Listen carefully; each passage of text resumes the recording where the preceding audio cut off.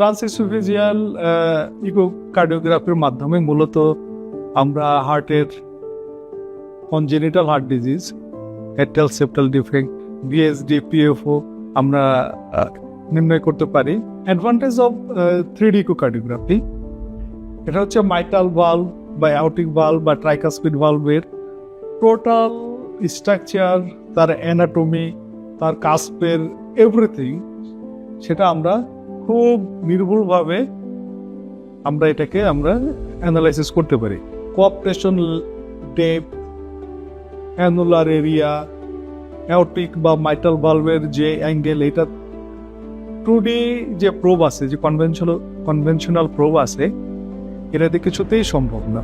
এটা শুধুমাত্র সম্ভব এই 3D ইকোকার্ডিওগ্রাফি প্রোব যাদের আছে। এবং এটা অ্যাডভান্টেজ হচ্ছে যখন সার্জন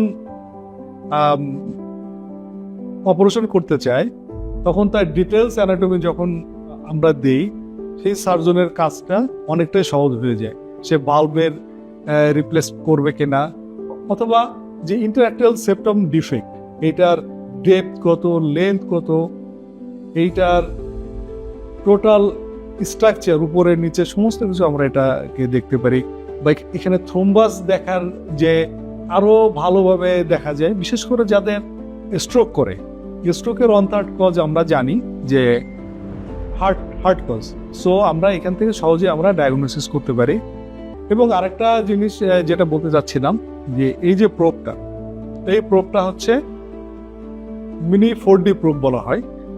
এটা যে সর্বশেষ আবিষ্কার এবং এটা খুবই এক্সপেন্সিভ। এই প্রোব দিয়ে আমি 2 বছরের বাচ্চা থেকে 80 বা 90 বছরের অ্যাডাল্ট পিপলদেরকে আমরা খুব সহজে করতে পারি।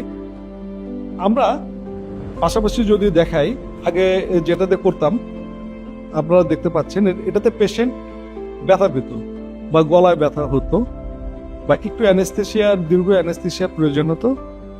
এই প্রোবের মাধ্যমে সেটার কোনো দরকার হয় না। এটা ভীষণ অ্যাডভান্স একটা মেশিন, এটা 4D অ্যাডভান্স মেশিন। খুব সহজে গলার ভিতরে চলে যায়, পেশেন্ট ব্যথা ফিল করে না, পেশেন্টের কোনো ফিলিং হয় না, এবং খুব দারুণভাবে আমরা এই কাজটা করতে পারি।